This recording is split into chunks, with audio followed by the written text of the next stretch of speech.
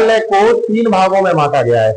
3 भागों में कौन कौन से भाग है कमेंट करके आपको बताना है कि हिमालय।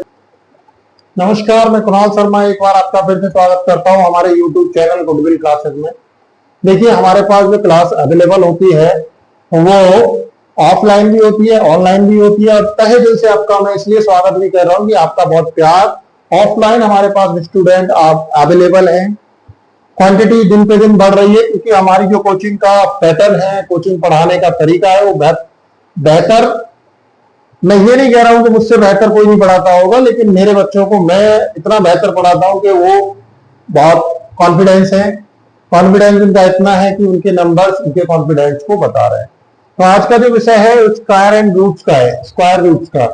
ये मैथ का सवाल है, मैथ का एक कंसेप्ट है जो हमको समझ लेना चाहिए। बहुत आसान सवाल होते हैं मैथ, लेकिन ये बहुत ही टिपिकल और बहुत ज्यादा डिफिकल्ट महसूस होता है, क्योंकि हम इसको बहुत डीपली से समझ नहीं पाते हैं। तो हमारा है स्क्वायर एंड स्क्वायर रूट। इसको समझने के लिए हमें छोटी छोटी चीजों को समझना पड़ेगा। सबसे पहले समझना पड़ेगा कि स्क्वायर क्या है और स्क्वायर रूट क्या है।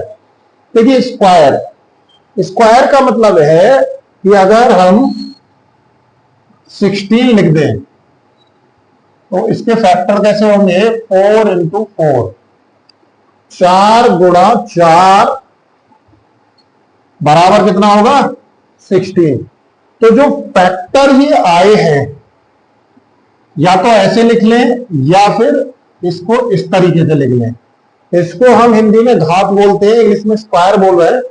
तो जिसके ऊपर ये 2 लगा हुआ है, इसका मतलब उसमें मल्टीप्लिकेशन होना है, यानी कि इनटू, गुणा होनी है। अगर सिंपल सा समझाऊं तो गुणनखंड करना है, फैक्टर करने हैं। 4 का गुणा 4 बार करेंगे तो 16 आएगा। अब चाहे मैं ऐसे लिख दूं या ऐसे लिख दूं, तो इसको बोलते हैं हम स्क्वायर।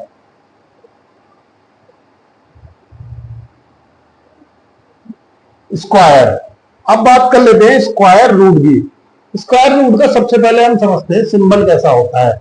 हर चीज का अपना अपना एक सिंबल है। पाई का अपना है, जोड़ने वाला अपना है, घटाने वाला अपना है, गुणा का अलग है, भाग का अलग है, डिवाइड।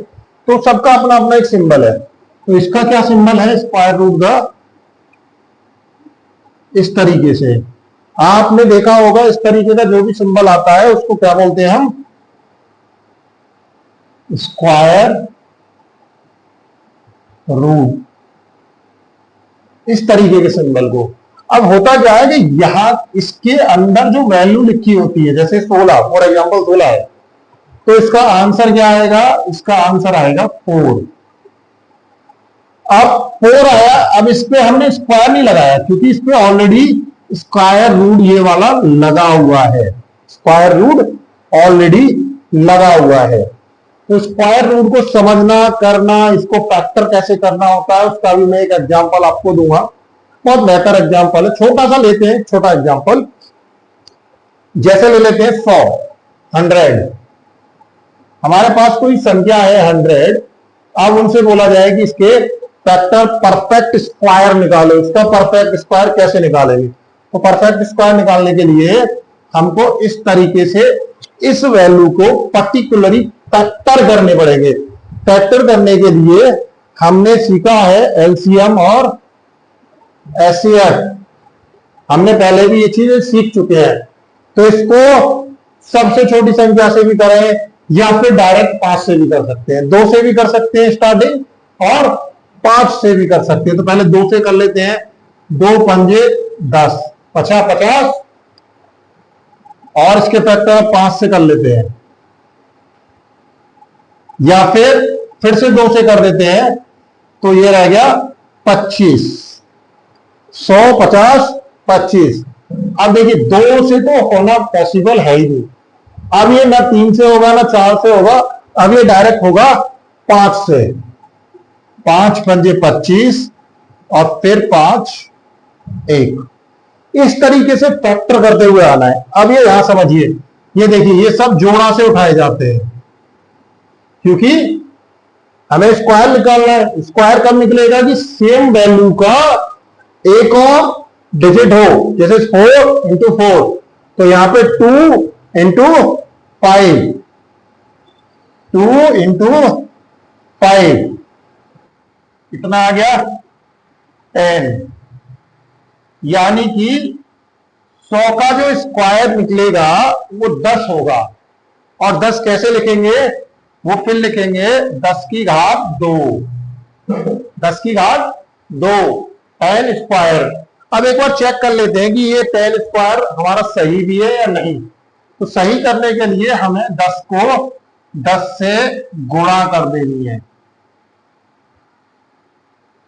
आ गया? तो अगर इस तरीके का कोई भी सवाल आपको समझ नहीं आता है, चाहे इंग्लिश हो, हिंदी हो, किसी भी तरीके के सवाल समझने या कहने लिखने के लिए आप हमारे साथ YouTube पे डायरेक्टली जुड़ सकते हैं, हमारी ऑनलाइन क्लास ले सकते हैं। डेली आपको एक क्लास पर्टिकुलर आप अगर हमारे साथ कमेंट में शेयर करते हैं कि आपको ये समझ नहीं आ रहा है, इस तरीके की क्लास चाहिए, तो बिल्कुल हम आपको क्लास देंगे। अभी का जो मौजूदा हालत है, आपने देखा होगा कि दिन प्रतिदिन कोई ना कोई युद्ध छिड़ता जा रहा है। अब ईरान और इजराइल में युद्ध हो गया है। किस बात के लेके? मुझे न्यूक्लियर बम चाहिए, न्यूक्लियर बम बनने की पावर चाहिए, जबकि ईरान इजराइल से बहुत बड़ा है। ईरान के पास वो मटेरियल्स है जैसे ऑयल, कच्चा तेल, जो सारी जगह हमारे पास बेचता है। इजराइल के पास बहुत अच्छी इक्विपमेंट है, बहुत अच्छी फोर्स है। तो इस तरीके की भी अपडेट हमारे साथ आती रहती है, हम लाइव अपडेट देते रहते हैं। ज्योग्राफी में हम आपको पूरा बताते हैं।